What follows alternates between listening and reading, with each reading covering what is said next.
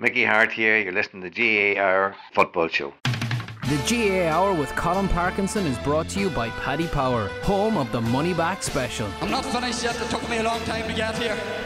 Both players have spoken with each other, and they regret what happened. They've had a frank discussion with each other, and they're both of them are keen to now focus on getting back their county jerseys. That these fellas will get such a shell shock next Saturday evening that we'll put them back in their asses for 10 years. Welcome along to the GAA Hour on a Monday. It's myself and Conán in studio as usual, and we have two provincial finals to talk about, Conán. So we have Dr. Crokes winning easily again. Dr. Crokes are uninteresting because they just keep hammering everyone. So we'll start with Corofin, and we'll actually have Kieran Fitzgerald coming up on the show. We'll talk to him in part two. He's been on the go since 1998, so he's seen a lot of Corofin teams down through the years. But Corofin, they won this handily enough in the end after being in big trouble at half time. Ballintubber played very well in the first half. Corofin, I'm not sure Corofin really liked playing against these more defensive teams. They weren't great in the county final, and Ballintubber, in the first half, Corofin looked like they were completely devoid of ideas on how to play against this. 3 scores in the first half, and one of them was Micheál Lundy. I know it broke down, but it was just him just taking around someone and blasting it in the top corner. It wasn't the fluid sort of pattern that you would normally see. That goal was one of the nicest passes you'll ever see from Michael Farragher into Liam Silk, and Liam Silk's running through in goal and gives probably the worst pass you'll ever see. Lundy's like, what the hell is that? You could see Silk sort of huffing with himself as well. He thought the whole move was gone, and his body language just sort of head went down, and then Lundy just took it from there anyway. Lundy took it there and there was no goal on, and went around his man, and an absolutely beautiful finish. And Lundy was really fired up for that game. Now, I didn't have one of his better games, but he was celebrating in front of the Ballintubber goalkeeper. Then of course you think, right, Corofin are on form now, they've got the goal, and Ballintubber come back and score 1-1 to go in 1-5 to 1-2 at half time. And the man that scored the goal, Jamesy Finnerty, Jamesy Finnerty could have been gone off the field by the time he scored that goal. It was a lovely little finish, but he got 2 balls over by the sideline and came straight off his chest out over the line. It's like he was having a nightmare final. So he showed a lot of battle to get in one-on-one, because they're not always easy finishes, those one-on-ones. You might think they are, but they're not. Yeah. And he put it away well in off the post to say his heart was pounding. He sort of went after it again when he saw it hit off the post, and it went, you don't take a Jamesy Finnerty off though, Willie. That's the sort of thing he's capable of. I think Ballintubber, we know Corofin have no weaklings. We know enough about Corofin to know right throughout their team that they have special forwards, but they've other really good forwards. Ballintubber look like your typical club team that have Dylan and have Cillian O'Connor and not much else. They've 2 corner forwards that are very light but not great. They might have a few dodgy cornerbacks. Ballintubber look to me like a club team.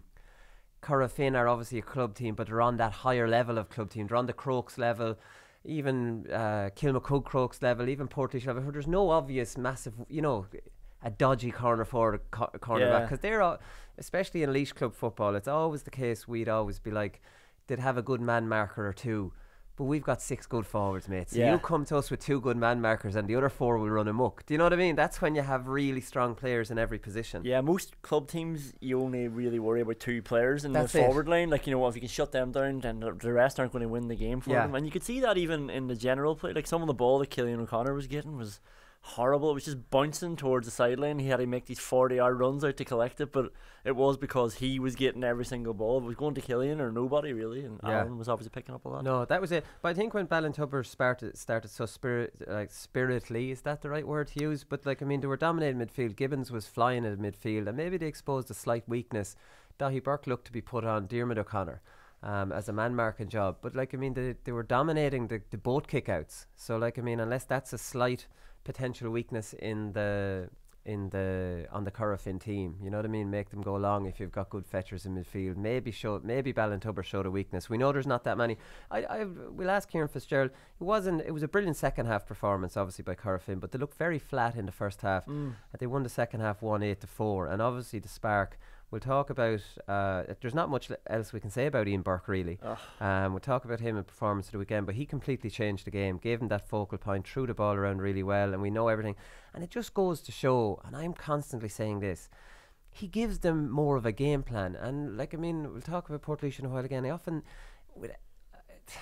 defensive game plans are easy to identify. You see how many men are dropping back and where they're dropping. Often forward game plans, teams don't have them. But like, how simple is just having a focal point up front? The ball initially is won by him, and everyone runs off him. So everybody knows this is the most basic game plan.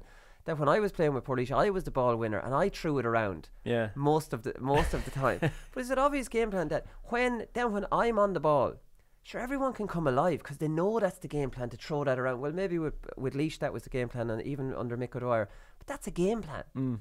You know, like, I mean, and that's, everybody kind of knows their job within that, to run off it, to make sure the good quality ball goes to that focal point. Yeah.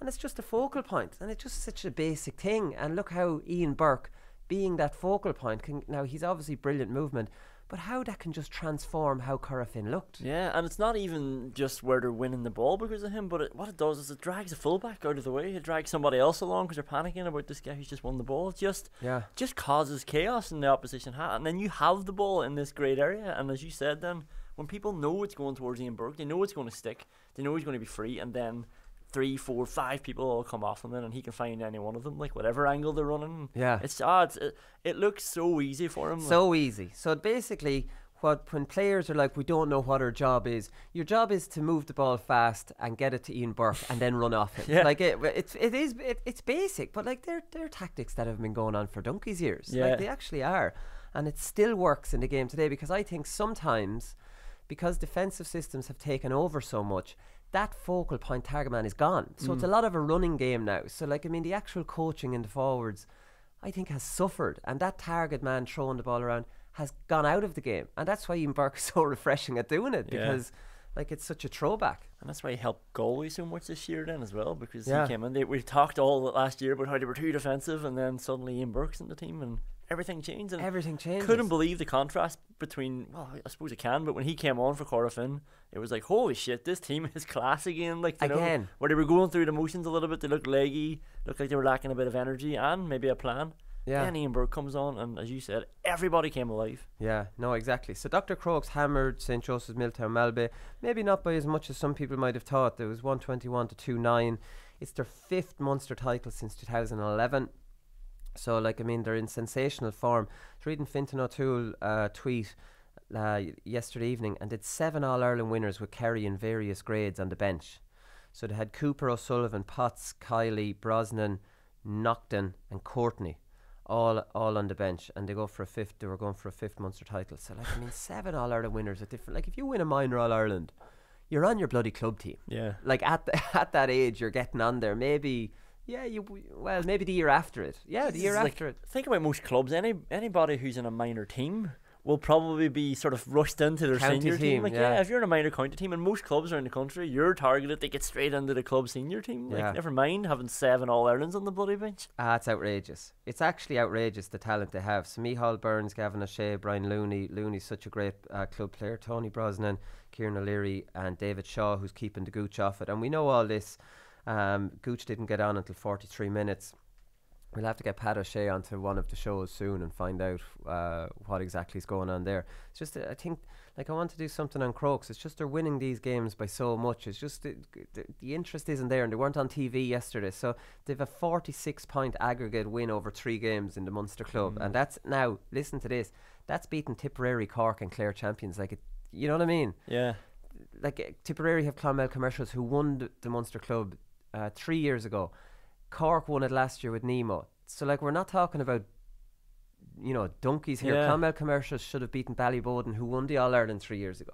So, like, we're decent champions coming out of here, and they've after winning by 46 points aggregate manager. They're the All-Ireland champions awaiting. I don't care. I've made this call. Is it going to be like the Kerry County team though? Do you get caught in the semi-final now because they've had easy Munster games? I don't know who did they meet? Oh, the 2 Crokes play each other now. Well, Crokes have to beat Mullinahochta. I don't want to jinx that for them. And so, so Crokes could play Guidor or Scottstown. Yeah, they don't like playing the Ulster champions, maybe a defensive team. So we'll see how that goes. But on form, like this is the other thing. Always the complaint I have about this provincial or this All-Ireland club season. And it was the same with us in 2004. And this is always, like, from experiences, makes you kind of highlight these a little bit more. They could go off the boil now. They have 12-week wait. So their whole, everybody talks about momentum. So they've built up all this momentum. They're playing sensational football, and now they go away. and they take a break for 3 weeks, and they'll start back in January maybe with a bit of pre-season long running. Yeah. The sting has completely gone out of them. It's wrong. It's not right on players to make them go back. It's pre-season. Yeah. Before an All-Ireland semi-final. Sure, there's no logic to that at all, is there? No, like 12 weeks is an off season, isn't it? Like for most teams, like that is a break, and then you start a new season. And even from a spectator point of view, it sort of loses the sting. I think it does lose it, but there's also the thing that think of what a nice feeling it is to be provincial champions and waiting an Ireland semi-final. I think supporters, it's great. You've got the whole Christmas to really enjoy being champions and look forward to it. I think it's more of a problem with players. I think supporters like this long break and bask in the glory and look what we have to look forward to. It's the players that are screwed over on it, and the management. I was thinking more of a neutral point of view. Like for me, who I don't care who wins it, but you're sort of so invested in this championship, and now the championship's over for 12 weeks. Yeah, as a neutral, you'd like to see it. You just love to see the momentum of this championship now for the Leinster champions to play Crokes in 2 weeks' time. Yeah, wouldn't you? Like, just continue it on and let's see who wins the whole thing out, and then take the Christmas break. Isn't that so simple? We should fix a GAA calendar. Do you want to talk about that for a while? Well, we might have to talk about the rules soon, because I've seen you on Twitter all weekend, and I've been trying to take a break from Twitter, and it took me so much willpower not to come back to all ye people rallying against these rules. I was going to tweet to you last night as well. I had a tweet opened up and I was going to write back to you, and I was like, I don't want to get into it. Right, so Portlaoise and Kilmacud Crokes, this was an absolute cracker, and especially even the Ballintober Corofin, and Corofin, like, have obviously proved themselves to be brilliant teams. Portlaoise and Kilmacud Crokes just served up a game that was a faster. Maybe it was the conditions. McHale Park looked very kind of soggy, which it would be in the west of Ireland. Parnell Park, the ground looked good. It was faster. It was better football played. It was more exciting. There was more end. It was more end to end. This was a brilliant club game between Portlaoise and Kilmacud Crokes, who probably would be in the top 5 that are left in the competition. You know what I mean? At the moment, real two heavyweights going at it, and it served up an absolutely brilliant game. I didn't go to it because I wanted to watch the Connacht final, obviously, for the show today. But it turned off my phone. I sat in the sitting room in my parents' house and I watched the Connacht final, right? And then, before the Portlaoise match, I have no way of knowing about this. And the father comes in and goes, "Well, what did you think?" And I went, "Do not tell me the result of the Portlaoise game." But I pretty much knew about it well, reaction, because if Portlaoise had won, he would have come in clapping his hands. Yeah. So I was like, what? Stay out of this bloody room. That's shit. So I was kind of watching it the whole way, even when they got the penalty, thinking, like, Roger must miss this.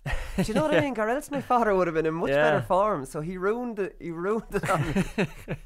Yeah, he would have come on with a sort of thing, if you had one. Yeah. I don't know. I watched the Connacht game. I watched both, but I missed the last 10 minutes of the Corofin match. I was watching it on TG Cahir Player, and the last 10 minutes it cut to the Junior Eurovision, where Kazakhstan were making their first appearance in the Junior Eurovision, and I was like, what the hell is going on here? And I started tweeting TG Cahir, and they got back to me saying, "Don't worry, Corofin are still 4 up." It's like, hang on a second, I'm trying to watch the match. It was look, okay, well, that's obviously a screw up, but it was actually TG Cahir, we give them so much credit. The amount of names they got wrong in the Portlaoise game was just out of control. It was out of control. They were calling numerous players the wrong names. The commentator was, and I was like, Jesus, this is terrible stuff. Maybe you only noticed it more now. Maybe you notice it more because you know every player very well. But I would think in a lot of these games, the Corofin lads, I haven't noticed it as badly as the Portlaoise one. But the Portlaoise game was interesting in that Crokes looked like they were going to run away with it. For the first 15 minutes, they were just waltzing through Portlaoise, had goal chances. Game could have been out of reach with Portlaoise, and this is Portlaoise thinking if they keep Mannion pretty quiet, they have a great chance in this game. But there was other players for Crokes really stood up forwards. Your man Mullen, full forward, looked a really good player, and your man Pearson ran amok in the first 15 minutes. He was on fire, and it just that kind of hard running game. They looked like they were faster than Portlaoise, and Portlaoise looked like they were struggling big time in the defence. But then they kind of got to grips with it, and they battled really well in around midfield, Portlaoise, and it was only their finishing really let them down. They did 9 or 10 wides in the first half, and it just killed them. It was like Bruno McCormack, who's been our best player for the last 10 years, leader. He was way off form, and he was forcing things then and shooting from long range and wide, and it infested the whole team then. And you can't score 9, or can't have 9 wides in a half and expect to be in contention against Kilmacud, who were much more clinical in front of goal. Yeah, and when they stopped Nestor having those short kickouts out to the wing, like every time he had to go narrow, Portlaoise had a lot of joy, and they were getting ball high up. They were winning ball. Obviously, got a goal. And when he went to midfield, they were winning midfield too. So when they forced him to go down that middle, they were usually winning it. So it was such a good platform. And you're right, like it was just wides and missed goal chances. There was one time they had just a chance to clip it over. There was two. I forget who it was, but they were running in and they were around 30 yards out, and they just kept running into contact, you know. And then Kilmacud turned it over. I think they were going for a goal chance, but it wasn't on. Kilmacud turned it over, and that just gives them oxygen. Do you turn the ball over and the other team's tired and they all have to track back, and when it's Kilmacud, then they're all just sprinting forward again. But that was just a chance, clip it over and get back out again. But just little decisions like that just seem to be lacking. I think so. And I think one big tactical thing for Portlaoise, which I have a problem with, is that Cahalane and Brian McCormack, they're brilliant finishers, but they're not, like, speed is not one of their strong points. Ricky Maher would have a bit of pace. So when you're playing your half forward line, Brian Glynn, Conor Boyle and Garrett Dillon. Now, Conor Boyle and Garrett Dillon are natural defenders. Brian Glynn is a natural midfielder working half forward. It's always the case. They're too far. There's too much of a disconnect between the rest of the team. We talk about this at Intercounty, and you have the Brian McCormack and Catalan and these lads who don't have the pace to break out into that space, so they're in behind their men, so they're only an option to run the ball, and they're running the ball, and then they might run it too far, and the lads are coming out in the loop. I don't think they're playing to the two fellas inside strength without having a bit of creativity on the half forward line to give them the really quality ball they need close to goal. Yeah. And we saw the one quality ball, Catalan got close to goal, and he offloaded to Craig Rogers, who scored a goal. You know, we didn't see them get that kind of quality ball at all. You know what I mean? At all. And I don't think, I'm not sure. I don't think you're playing to Catalan or McCormack's strengths by leaving that much of a disconnect. Yeah. They can't fill that space. Where it looked so much easier for Kilmacud, who had Mannion sort of coming a bit deeper, and they had a load of pace on their full forward, and Pearson's fast, Pearson and Mannion's was winning ball. Like it was more just a pop and bounce into the chest. You can do that if you have pace in there. Yeah. You know that you can get out in front. But like if McCormack and Catalan and Ricky Maher are being marked from the front, which we know a lot of Dublin because the intercounty team like to do that. So you're a huge disconnect, and you're looking up and you see the three lads behind their men. It's not really their fault that they're behind their men, because, like, I mean, if they come out to their men will just move in front of them again. And next minute you're out at the 45. Do you know what I mean? So, like, I mean, if what put manners on those fellas standing out in front of the three lads would be to have a connecting lad on the half forward line who could kick over their heads. Do you know what I mean? And put manners on them and not let them mark the lads from the front. But this is all, it's all a game that kind of is played. But I was actually interested. David Nestor said after the game, so he saved from Craig Rogers. Now Catalan takes the penalty sometimes for Portlaoise. Rogers has scored some important penalties for Portlaoise as well, so it would have been a toss up between them as to who took that, I'd imagine. And then Craig had scored that great goal, so I'd imagine he fancied it. But I thought it was a good penalty. It was a well-struck penalty. Now, they say keep it low and hard, and that's fair enough. It was a very confident penalty. It was going for the top corner. Nestor, if all Rogie had to do was tap it to the other side, Nestor predicted that side. He went before the ball. Yeah.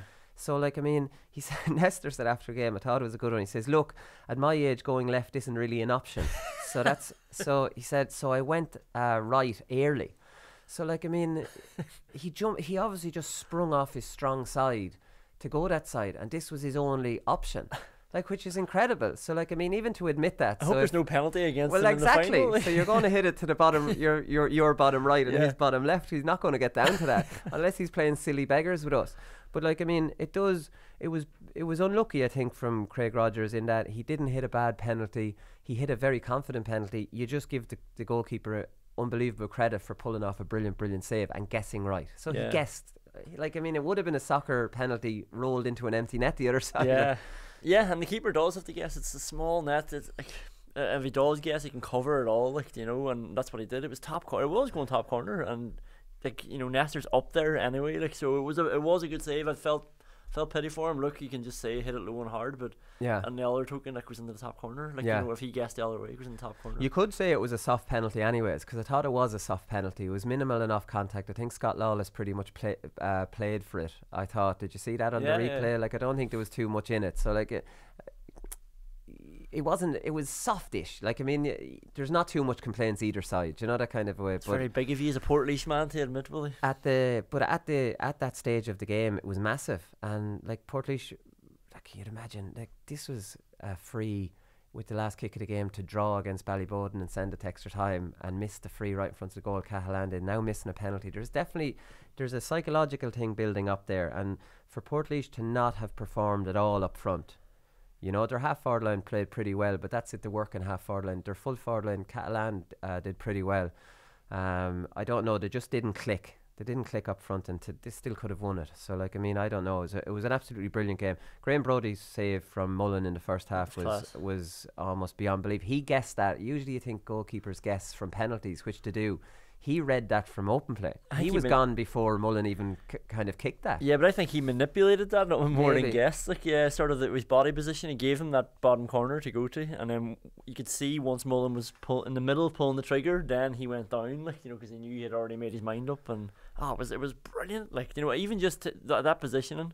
But then the reaction to pull it off, like, it's unbelievable. Yeah. Like, you don't even realise it. You wouldn't realise it when you're playing a club game, but when you are coming up against Brody, you have to sort of take into account that it's Brody. What did I say? What did I say during the year? Hey, you were right. You know, once in a blue moon, but you know, you can't just go up and shoot like you normally would, because this guy is inside your head, sort of thing. So you probably have to second guess. He's reading you. Yeah. He's actually reading. He's reading the way you're lining up, and he's going before you. And he's 6'2" or 3". He is cat-like movement.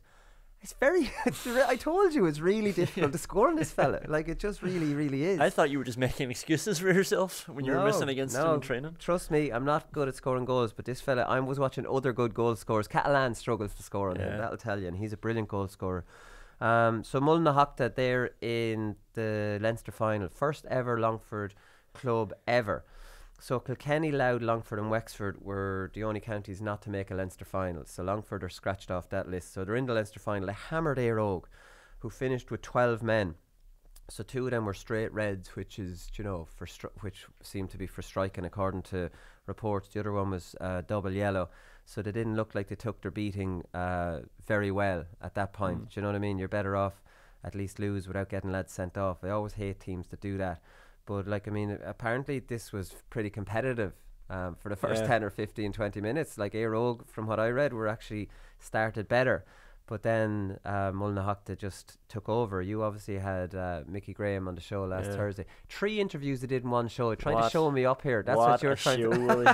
Oh my God, I got so many texts about it. Like, you know, just people saying that was a really good show. They didn't know what the difference was. But talk about trying to show me up, though. So, like, I mean, how can I better anything Woody's ever done in this show? By actually doing one interview more. Like, 2 is the most I've ever done. I'm not going to lie. After my success of Paul Mannion the last time you were off, I was trying to get all these Dublin players on, but there was no success that time, so I just went with 3 instead. Well, listen, we'll give that to you, but that was it. So Mullinahachta, like, I mean, some great stuff about them. Did 9 different scorers. They hadn't won a county title in 66 years up to 3 years ago. So now they've won 3 in a row in Longford. I think 3 years ago Portlaoise beat them after extra time away in Longford, and we're lucky to get out of there that day. So they're always like, these lads are pretty decent. They're pretty decent. And now it has to be said, they're on a very, very easy side of the draw. So you had Kildare, Laois and Dublin on the other side, and they're the big teams in Leinster. Like, Rode are on the slide. So they beat Rode, Mullinahachta, and then beat Éire, who wouldn't be at their like a brilliantly traditional Leinster team and in the 90s, but wouldn't be at the races at this stage and haven't been for a long few years. So you wonder where Mullinahachta really are at to come up against Crokes. Do you know that kind of way, or what kind of level they're at? They have 155 members. Kilmacud Crokes have 4,800 members. Isn't this unbelievable? That's incredible. It's absolutely incredible. So you've basically got David versus Goliath in the final, and it's going to be interesting to see how that one goes. Yeah, like, I couldn't believe, like, when your man Mickey Graham told me they had 26 players in the panel. I was like, how? Like, they have 400 people in the parish, so like, you know, that's men and women, so it's 200 men, and then that's between the ages of 0 and 80. So they could probably only have 26 people in that age bracket, and then, like, are they good? Like, you know, do they like sport? Like, it's incredible that they keep all these people playing. Bred into them. You've no choice. Yeah, you're playing with us. Yeah, that's it. And that's it. They probably no soccer. They probably have no anything like that. You just have to play, and that's it. But just like, it is 155 members. You're right, and they've 26 on a panel. So, like, I mean, you do the percentages of that. It's about a quarter, maybe 1/6 of their entire membership is on the senior football panel. Yeah. You know, which is unbelievable. James McGivney, Conán. It's not often I have to hold my hands up and say I got it wrong. It's becoming a little bit more frequent. It's become a little bit more frequent. But James McGivney got sent off against Cluxton. He got sent off in the county final. Then Brian Darby against Road got sent off for an altercation with James McGivney. Of course, I put 2 and 2 together and got 102, thinking James McGivney was up to something here. Yeah. So now, I was sent the video of this sending off incident. I won't say who sent it to me. It had nothing to do with Mullinahachta or James McGivney. I was sent it by an independent party, and I owe James McGivney an apology. Because James McGivney, now he might have been blocking Darby's run a little bit, but he's 2 hands out. Yeah. Doing absolutely nothing wrong outside of, you know, the shepherding that goes on all over the place. And Brian Darby gives him a box in the jaw. So, James McGivney, I have to take that 100% back. You haven't looked for this apology, but I'm giving it to you because, listen, I definitely got that call wrong. So you got a good dig into the jaw and you went down, and Brian Darby deserved his sending off, and you had nothing to do with that one. So we might get James onto the show before the Leinster final, and don't know if they'll come on now, will he? We'll have a bit of crack. I was actually going to text you to get him on before, but anyways, I had enough people on, Willie. I had a show to put on here. I had screaming baby and nappies and all to do, so I had more things on my plate. But before we finish up here, I have to take you aside and talk about these new rules, because now we're not going into debating these, because we've done a full show on these and we both kind of know where we stand on these. I'm trying to be positive about it because I think the game needs it. You're being extremely negative about it. I'm being positive about the game as it is. I had to, like I said, had to use all my willpower not to have an argument with you on Twitter over the weekend, because you were really into every little conversation. You were replying to different people. You were basically the Pied Piper of the opposition here. Yeah. You were basically the man that was really getting this going. And the voice of the player, Willie. So obviously these experimental football rules were given the green light. It was 4 of 5, but they all went through, right? So yeah, well, they amended them. The amended kick-out one got through, right? They amended the sideline a little bit. It was instead of 13 yards out, 20 yards out. So you can, if you're 20 yards out, you can a little bit. Okay, so that's grand. So that has to go forward. So basically, that's it. So there's been a huge kind of reaction to this. Alan Brogan, I thought this was a classic. 3 hand passes is all you're allowed, and no backward sidelines. You're screwed, Kieran Kilkenny. So he tagged in Kieran Kilkenny. Paddy Bradley, you think these new rules are going to be a disaster? Ulster's Paddy Bradley. There's a common theme about the mad opposition. Hang on, the Ulster greatest forward the game has ever seen. Ulster says no. Ulster says no. What would be wrong with leaving the game the way it is? Sort out. Well, Paddy, I'll actually answer that before I continue on. What would be wrong with leaving the game the way it is that attendances are down and TV viewership are down, and people are not enjoying the game the way it is now. Dublin's fault, they're too good. Now, sort out the calendar. Well, it could be something to do with that. Sort out the calendar and address the training to games ratio. Well, I think the training to games ratio has been sorted out. There's a load of games now. I think that's fine. Sort out the calendar. I'd give him that one. Daniel St. Ledger, this comes as a surprise to nobody. Carlo's Daniel St. Ledger says it's infuriating that there be 3 hand passes, or that 3 hand passes have gotten the green light for the league. Games will turn more negative. Bullshit, Daniel. I'll continue on. It's absolute bullshit that the entire player base was ignored. League will be horrible to watch and horrible to play. Why bother? So, if the games turn more negative, and Carlo are the most negative team in the country, sure, Daniel St. Ledger should be delighted with this change. No? But I think deep down Daniel St. Ledger knows that their defensive game plan is completely screwed with these new changes. That's why Daniel St. Ledger doesn't like it. And I keep saying, right, I have to say, these are just trials. These are not in. I can't understand, and you'll have to explain to me the absolute opposition to trying something out, right? Now, if these don't work, at the end of the we'll watch every league game we can. We'll go to matches and we'll give as much analysis as we can of what we think about these rules at the end of the league. They're not going into the championship next year. They're going to take stock after the league. So there's just a trial. So right, one league, for the bigger scheme of things, imagine if this works brilliantly. What have we done? We haven't taken one league exactly seriously. In the grander scheme of the GAA, is that the crime of the century? Now, Carlo will be complaining that they're in Division 3 for the first time in a long time. Cavan will be saying the same thing to Division 1. The only thing about those two teams are they're also playing teams that have never seen this before. It's a level playing field for everyone. And this bigger picture cannot focus on the plight of Carlow or Cavan. Yeah, so there's going to be some sort of, like, you know... Yeah, that's fine. Like, yeah, I feel sympathy for them. I feel sympathy for them, exactly. That their game plans are messed up. Even though Cavan are moving a bit away from ultra-defensive, Carlow's game plan is screwed because it's all about transition. And we've seen their poachers coaching kind of blueprint, and it's all about transition. Transition is gone under these new rules, right? Yeah, and you don't agree with me. Well, I'll tell you why transition is gone. Any team now sitting down to try and work out what their game plan or how they want to play, obviously there is a defensive side of it and there's an attacking side of it, right? So they have to balance up, right? Say if we play a mass defence, we'll get the defensive side of it really good because they have to kick on the third one. But what do we do then? We'll be pinned in, and on the third kick pass, we're screwed ourselves.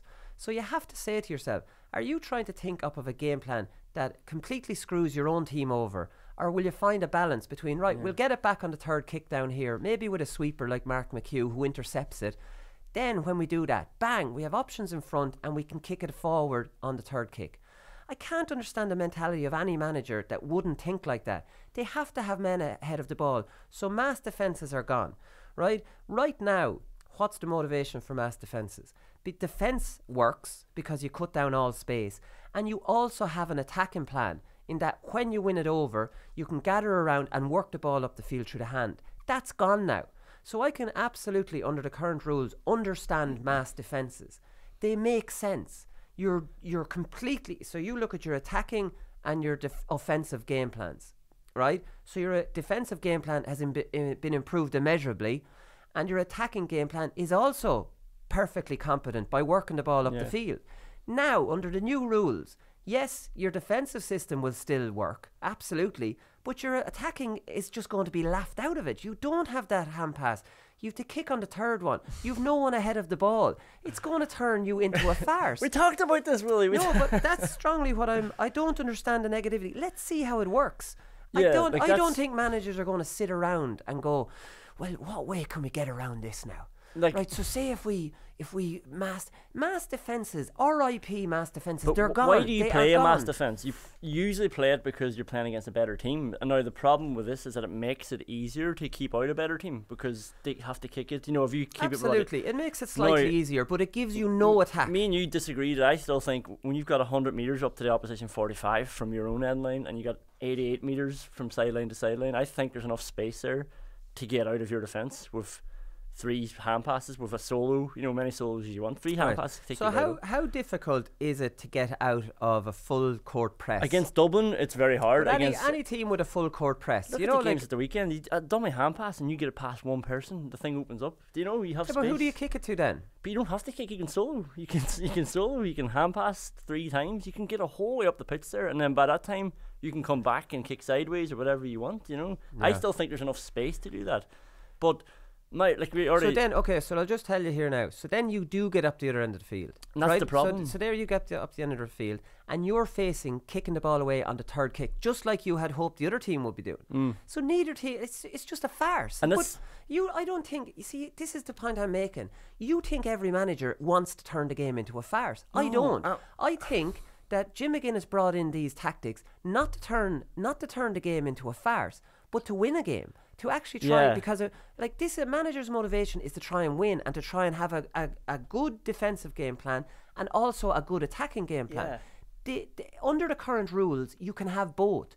Under these new rules, you can't have both. So I don't think managers will want it. Absolutely, but if you want to turn the game into a farce, it's so much easier. Carlow can keep Dublin down much easier. But why would any manager want to turn the game into... Because you'll lose by 20 points otherwise against Dublin. So now you're punishing Dublin, who had this way of getting around these defences, and everybody realised that. But you won't be punishing Dublin because they will pin... Say they play Carlow, right? And they're trying to attack, and they have to kick on every third one. So they'll play controlled. On the third kick, they'll have to go back out to Fenton and these lads waiting, and they'll try their best. They'll have to adapt to that, right?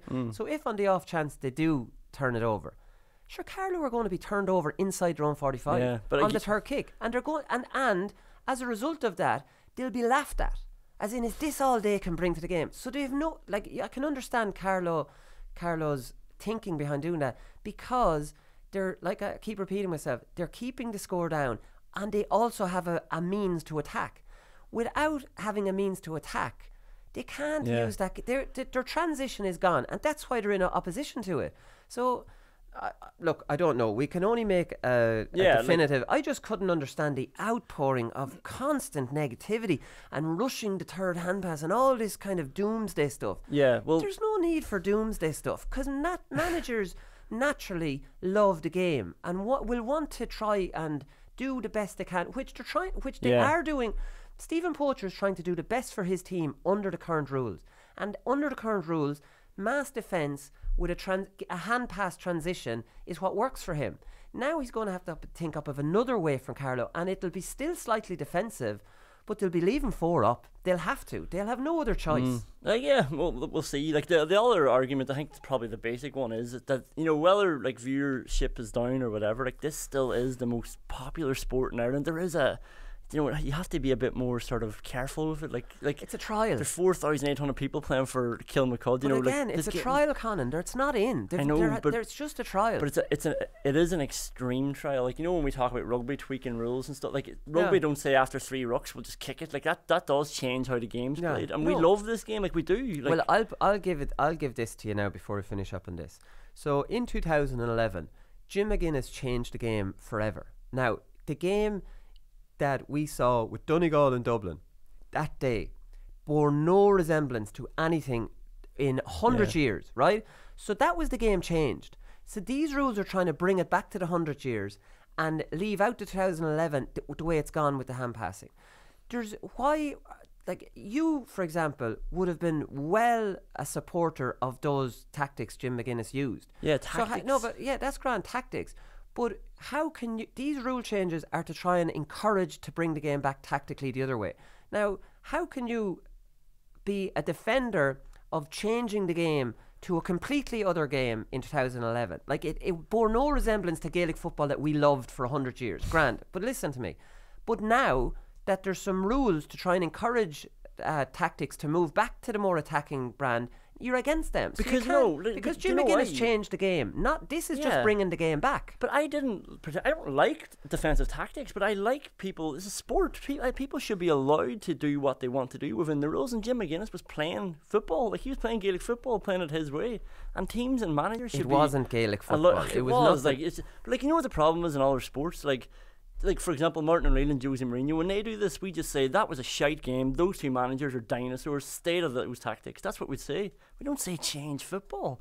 Like, and this was coming out of it again. Hang on. After Italia 90, they changed football, and you're not. But bring in the offensive mark. That's the equivalent. But to that. Offside. But they also banned back passes to the goalie because it was. These are little tweaks. No, hang on. It was mind-numbingly boring. So they'd roll the ball back to the goalie take a tap, might roll it back, and you're like that. So you're telling me hand passing the ball aimlessly outside a screen is not kind of the equivalent of that. So they've just. No, I mean the rule change isn't equivalent to that though. Like it an is. Offensive mark encouraging somebody when they catch it inside. That isn't equivalent. That's why encouraging it. But in soccer they banned rolling it back to the goalie. Banned it.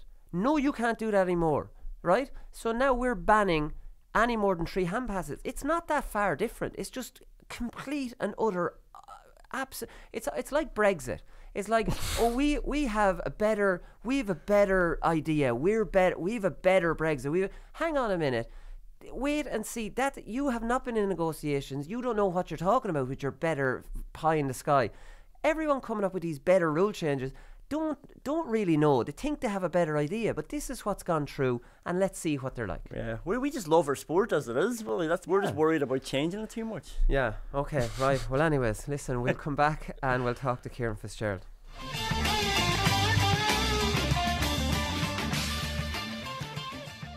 All right. Delighted to say Kieran Fitzgerald joins us on the line after Corofin won 3 Connacht club titles in a row yesterday. You're on a course today, Kieran, so I'm going to ask you how the celebrations went. Can't have gone too hectic for you. No. I suppose at my age you can't go too hard, but I'll meet up with the lads again later on this evening, and obviously we're delighted with the win. and we'll celebrate accordingly, as you say. There'll be people around the country, club players who've never even won a county title, saying Kieran Fitzgerald is on a bloody course today after winning a Connacht title. You've won 13 Galway county titles, you've 6 Connachts and 2 All-Ireland. So maybe when you get to that level, a course isn't out of the question the day after a final. Yeah. I suppose I'm very fortunate to be playing with a club, that have set such high standards, and we are in a period of dominance, let's say, and obviously we take nothing for granted, and we're delighted to be where we are. But I suppose as a group. You rattled off some numbers there, but it's something that honest to God, is never spoken about, whether you have so many medals or whatnot. We really work hard for the moment, let's say, and think about the next game. And I know it sounds cliche, but that's the way it has been. Obviously, when we finish our careers and we look back, and we'll have fond memories of it, but we realise these moments don't, for a club, they don't happen all too often, and it could go in the blink of an eye, as yesterday proved at half time. So we'll enjoy the moment, but obviously we want to stay in this. So it's a continuous development sort of a thing for us. Yeah, no, exactly. So you mentioned half time. I'm sure there was a lot of heated discussions at half time, because you looked in bother, and I was nearly comparing it to the All-Ireland semi-final against Dr. Crokes, where you never really got going in that game, and it was expecting you to, and you never did. And it was almost like the first half you never got going, so you really did need to up it. Yeah, we did. They credit to Ballintubber, they came at us hard. They were really aggressive. We were doing silly stuff, bringing balls into tackle, losing turnovers, and we were finding it hard to find our feet around the middle. We were losing quite a few kickouts from just thinking about it, and we were being put under a lot of pressure. And a lot of that was down to Ballintubber, and you have to give them credit for that. But I suppose we were lackluster in the first half, and we were delighted, 3 points down, to be just in the game. And obviously half time couldn't come quick enough. We could reset and go again. And thankfully in the second half, credit to our bench, they came on and made a huge difference. The boys around the middle started getting on top, and we started getting into the flow again. But certainly, a lot of the first half is credit to Ballintubber. We got a good goal from Mikey Lundy, and to Ballintubber's credit, they came back and responded pretty quickly with a good goal themselves. So they were right in that game. But thankfully, our bench made a big difference in the second half, and got things moving up front. And look, at mightily relieved at the end of the game, considering the position we're in at half time. Yeah, exactly. You were given the man marking job on Cillian O'Connor. So I was predicting that Liam Silk might have been doing that job, but you're doing it at 37. So you'll have to thank your manager for continuing to give you the difficult. You had Barry McHugh in the county final, so they're not taking it easy on you as you're pushing on in your. I think they're trying to finish me off entirely. But look, I suppose you have to earn your crust. There's no sentiment, and if you're good enough, you have to be good enough to do these things. They pick you and they trust in you to be able to do the job. And if you're not, there's plenty of guys on the sideline that are willing and able to take on that role as well. It was a good challenge. He's a tough opponent. Bit sore today after it, but it's in one way it's great to be coming up against these players and kind of challenging yourself. But I'm back there. But as a unit, a defensive unit, we give each other plenty of dig outs.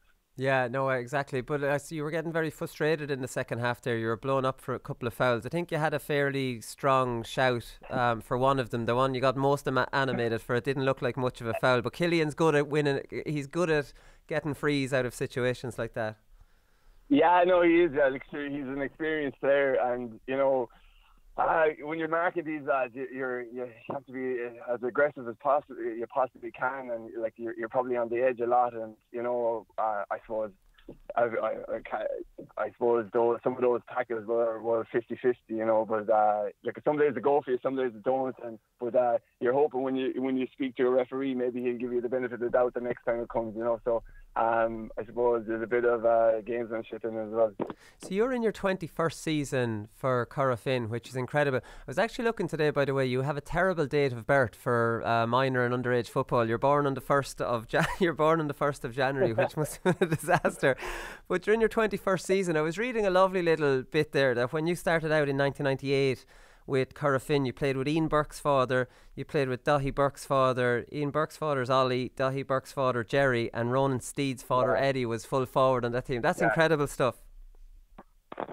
Yeah, and they were all super footballers, and look, the boys have taken it from there. But yeah, I've played with Eddie, Jerry, and Ollie. Now, I'm sure there's probably a few other lads because they had great longevity as well. They played well into. I'd say Jerry played up until he was 40. Eddie possibly as well. So I'm probably not the only one of the older guys, but yeah, they were really talented footballers in their own right and won All-Ireland club in 1998, and they really got the ball rolling for us as a club and then for Galway obviously, and I think Corofin were the first club in Connacht to win an All-Ireland in 1998, so they broke the mould, and yeah, look at I'd say the lads learned plenty off the forwards there. Yeah, so obviously you're dominating now and you have 2 All-Ireland clubs, like was mentioned, 6 Connacht titles. It wasn't all plain sailing. You lost Connacht finals in 2006 and 2011, and you're beaten in All-Ireland semi-finals in 2009 and 2010. So, there were years in the build-up to 2015 when you got over the line where, Corofin were getting there, but they just didn't have enough to get, over the line and win that All-Ireland. Yeah, we've had some super club teams through the noughties, let's say, and you spoke about 2 All-Ireland semi-finals getting beaten in Connacht. Just couldn't get there. We got beaten in extra time by Galls in 2009, and we were nearly there, but just weren't quite there. And I think we were probably a bit off in relation to preparation-wise. While we had some really skillful footballers, preparation and that sort of stuff, we were probably not up to where the likes of the big teams were at that stage.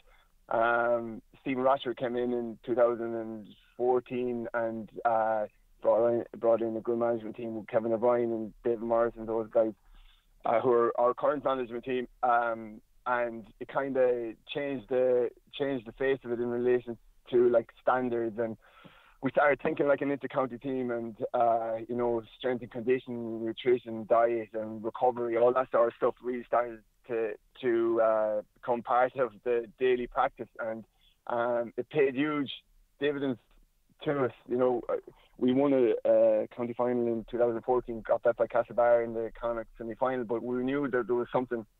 We were disappointed with that semi-final actually, but we knew there was something building, and we had good young lads coming through, and Rochford stayed with us in 15, and thankfully we eventually did get there, with a great semi-final win against Vincent. That was kind of a game changer for us, because we had been to semi-finals, Kilmacud beat us, Galls beat us, but that game against Vincent really kind of opened it all up for us, and we were felt not no longer the minnows, or sometimes we were going up, and I felt that maybe we weren't too sure whether we were good enough to be here, sort of a thing. And when we broke that hoodoo and got into a final, we basically have moved on from there. But it is hard work, and the lads they're really honest guys. They work really hard for it, and as I say, we're enjoying this moment. Obviously, want more. But we know we're under no illusions that any time we can bite the dust as well, if we take our eye off the ball. Yeah, no, exactly. So it was a combination of Rochford coming in, making, upping the standards, strength and conditioning, and then obviously my impression of Corofin for a lot of years is that you had a brilliant backline, but you were missing a couple of you were probably missing a couple of forwards. You didn't have enough danger up there. Was it Lundy and Ian Burke, and they're kind of coming that, maybe? that was probably the case. Like, I think at one stage during the 2000s, we had 5. So we were, for Galway, there was 5 starting. Like, not always, but during the National League, there was 5 Corofin defenders on the Galway team. You know, bit of change come championship, but like we were really strong in defence. That was true. We probably lacked a few real cutting edge forwards, and look, when Rochford came in, it was probably like the perfect storm in relation to we did unearth a few really skillful forwards. Young lads were maturing, and you know, we still had a strong defence, and like it just married the whole lot together. And you know, as I spoke, with the preparation wise, we got that in order as well, and you know, worked really hard for it, and things worked out. But yeah, that's the way it was. So you won an All-Star back in 2001. So a lot of our younger listeners won't even, I don't think they remember me playing on back until 2011. So it was 2001 when you won that All-Star. So it was really early in your inter-county career when you won an All-Ireland. And then you probably retired a little bit early for a lot of people looking from the outside. Were you 29 when you retired in 2011? Like, I mean, that's obviously standing to you now. Is that part of the plan? Because you saw this good Corofin team on the way. Look, it's probably a bit of everything, really. I was struggling with injuries with inter-county, and I said it before, lost my bite for it, lost my hunger for it. Like, it's bloody hard work in as you know, like, it's hard work playing inter-county football, and you have to really want to be there. And back at that stage, I felt, you know, I wasn't in a position to give it everything I wanted to give, and I just, hunger-wise, wasn't at it as well. And I felt going back to my club and kind of where the training isn't as intense, and you know, it clear up a few injuries. I had hamstring injuries all through the 2000s, and just was always an issue. And you know, back in the training a bit, gave it everything for my club for the last few years of my playing days. And you know, look, it's just the way things worked out.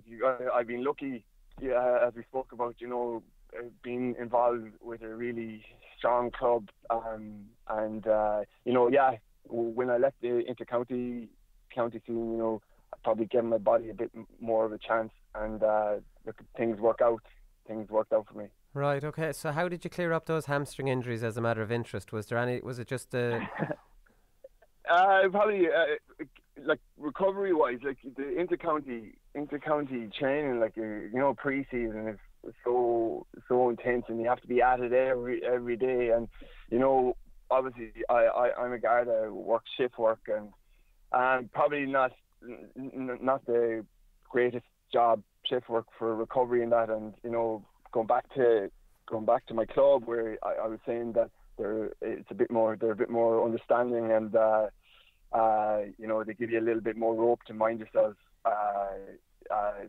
You know, my hamstring got a bit of a chance to recover, and you know, I think we have a really good medical team with Corofin as well, David Hanley there in Galway, and you know, I've been working with him as well. So it's a combination of everything. But like, you know, if you give your body a chance, and the body will heal, you know. So look, it worked out for me. I've been looking at that thing, but yeah. Basically, Corofin allow you get massages before and after training, where you you had to be out. I wish. I wish. But I know. Look, it's like, you know, it's a club at the end of the day, and there's a bit more love for you there. So look at things have worked out. And hopefully they continue. But look, it's I've been lucky being involved in such a club, and like a great administration committee there, and everything. Everybody works together, and you know, we're in a period where we are successful, and we just want that to continue. Have you a really big catchment area? I know Corofin's a real small village and a rural area. Like, do you have a big area to pick from? Yeah, it's kind of two half parishes, come Belclare and Corofin. It's a big area. I suppose there's a lot more talked about it than there probably should be. Or there's a lot more met of it. But yeah, look, it is a big area. Population-wise, probably doesn't reflect that. But years ago, two half parishes came together, and look, we as I say, there's a lot of hard work going into it, and underage structures are good, and there's young guys coming through. But look, it's not by look. Behind the scenes, there's a lot of effort going into it. Right, okay. Come here, before I let you go, all these rule changes have been approved by Central Council at the weekend. And you've played since 1998, and you've played intercounty, you've played clubs, you've been playing for a very long time. And a lot of people throw out with the hand pass restriction that brilliant goal you scored against Nemo, where you moved the ball through the hands. I think there could have been 9 or 10 hand passes, and it was just a brilliant move.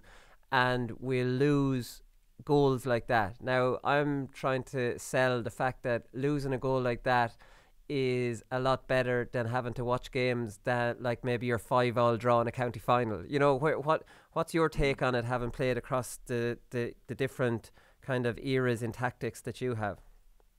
Yeah, I suppose, like, I agree with a lot of them. The hand passing one I probably don't agree with. Those intricate passes. In the forward line, the pop passes and that sort of thing. Like, I think that's a real skill in relation to movements and everything. And losing, like, you're effectively going to lose that kind of a thing. So, like, I probably wouldn't agree with that one. But I suppose in relation to the way football has gone, they probably have to try and do something. And in fairness, they are trying to mix it up.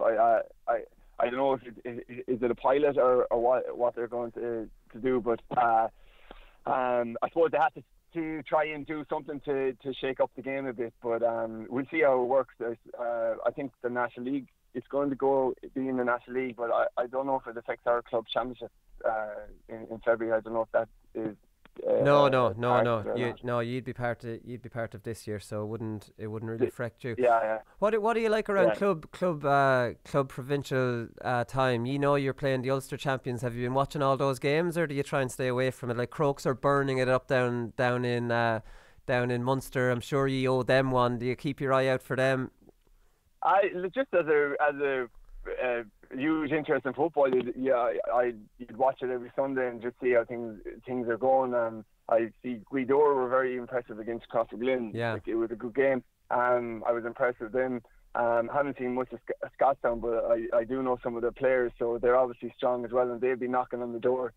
I haven't seen much of the other guys, but we would have met Crokes a few years ago, and they were hugely impressive. And obviously Kilmacud, we see them quite a bit as well. But look at I would be watching, like, as a sports enthusiast, you would watch any game on the TV, but like I have been following the club. Well, listen, Kieran, thanks very much for taking the call, and you've got loads of time now to be able to relax and enjoy being Connacht champions before you're out in the semi-final. Cheers, Colin. Thanks a million.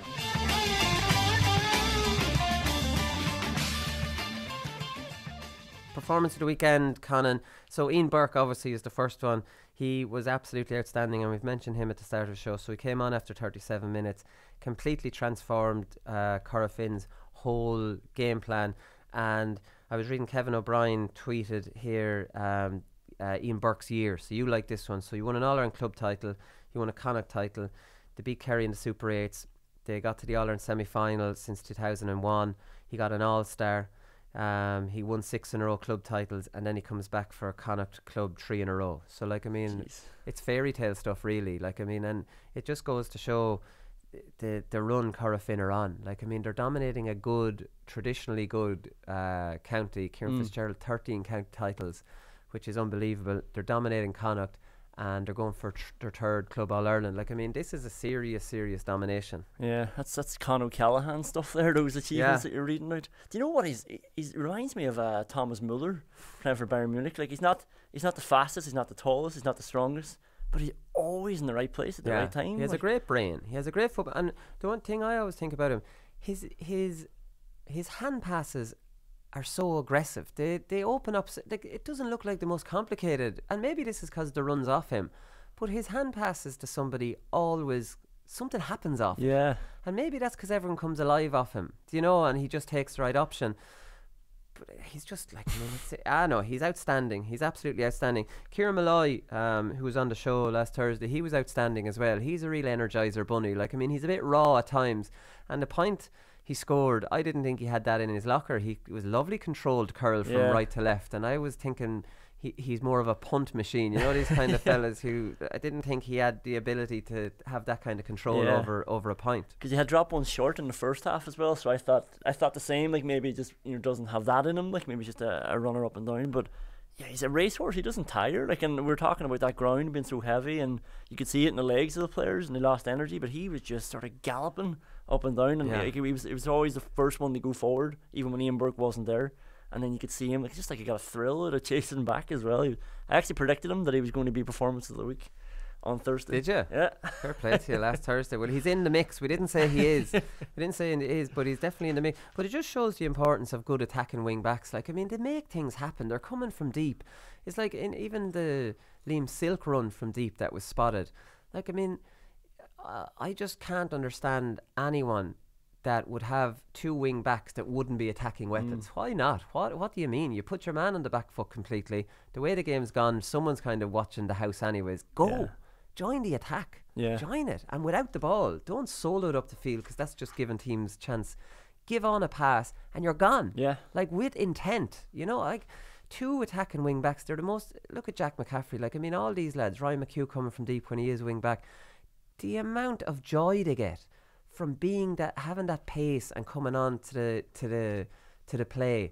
It's like, I don't get any team that doesn't have two really good. I'd nearly think the game's at the stage where you play two forwards at wing back. You know, two, like, okay, it's obviously better to have a really attack minded or defender, but you know, there's enough players kind of filtering back at times to be able to just use them. Yeah, and like the chances are the two wing forwards that'll be on them either A, don't want to go back after him, or B, like, will already be back, so you'll have space to go anyway. Like, you're right, like, as long as it's athletic forwards, then I'll make me peace with having them at 5 and 7 as well. Yeah, exactly. So, like, I mean, Darragh Mullen was very good for Kilmacud Crokes, and he had a brilliant first half. And like, obviously Kilmacud were slicing Portlaoise over or open at will. He scored 1-2. Didn't know much about him. He was a minor in 2012. Obviously hasn't made the senior squad, but played under 21 as well for Dublin. Just looks like a very good player. And Pearson fella looked like a very good player. He deserves a mention as well. And like, he's left and right. And do you know how Pearson looks a real Dublin Southsider?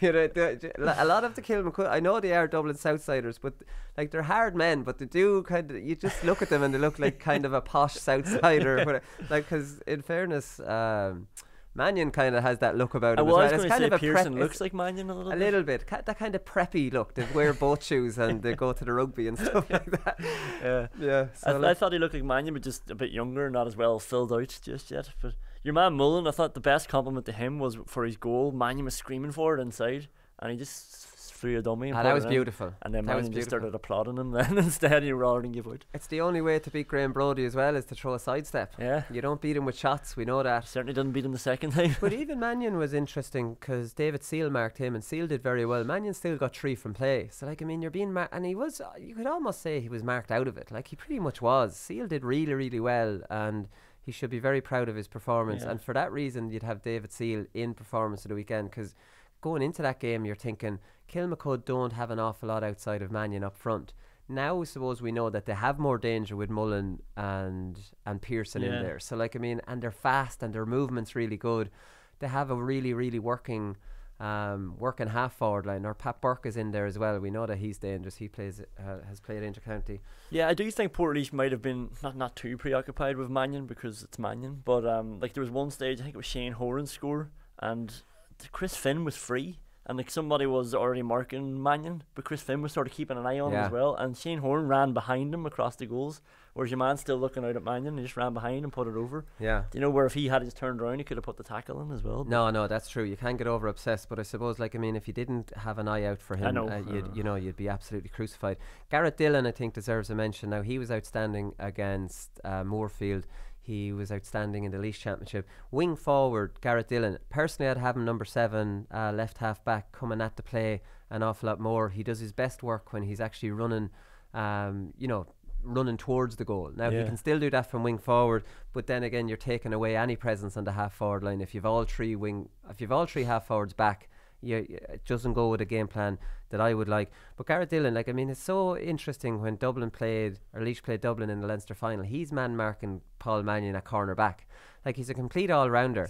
And Carter Healy, obviously we had him on the show, and he looks like he's going to come back and play football this year, reading between the lines that he hasn't played it for so many years. That Carter Healy is Laois's man marking cornerback.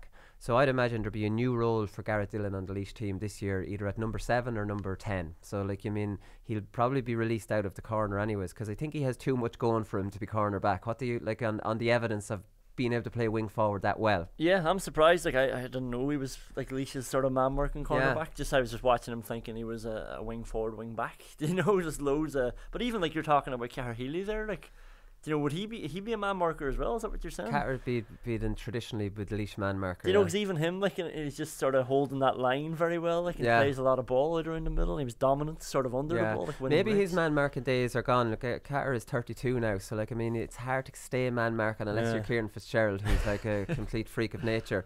But, like, it's not as easy to stay man marking the best players on the opposition's team as you get into your 30s. Maybe it is a young man's game now. Mentally as well, just why would you be bothered anymore? Like, just running after these boys. Like, you just want to. But it just from a Laois point of view, it absolutely gives Laois options to have Cahir back into the defence and have Dillon playing so well kind of in that middle third area. That's kind of the way I'd be looking at it. So I'm not sure who gets performance of the weekend. There wasn't, like, I mean, when you look through it, there wasn't huge amount of options. We've given nobody from Kilmacud or from Dr. Crokes on the short list, basically because we didn't see the game, and you know, the other two matches were on the television. So I'm not too sure who I'm going to give this to. Maybe we give it to Ian Burke because it completely changed the game. I think so. And he just looked on a different level to everybody else. I'd love to give it to somebody from Portlaoise.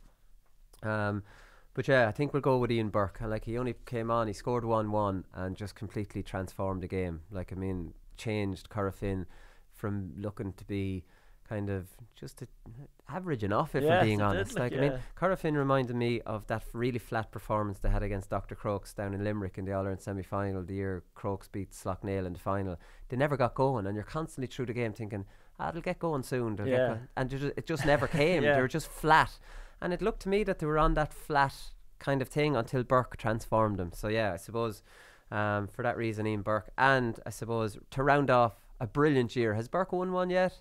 Performance of the weekend, maybe not. I'm not too sure. I don't remember. I would have guessed that he did at some stage, but I don't know. The thoughts of going back through giving out all these bloody awards as well. I'll have to do that. So Ian Burke wins performance of the weekend to add to his long list of achievements in the year. We'll throw Paddy Power performance of the weekend and a pair of lucky pants on top of that as well. Right, well, listen, that's all we've time for this week. We will be back on Thursday. We'll preview the weekend's provincial finals again. All right, good luck.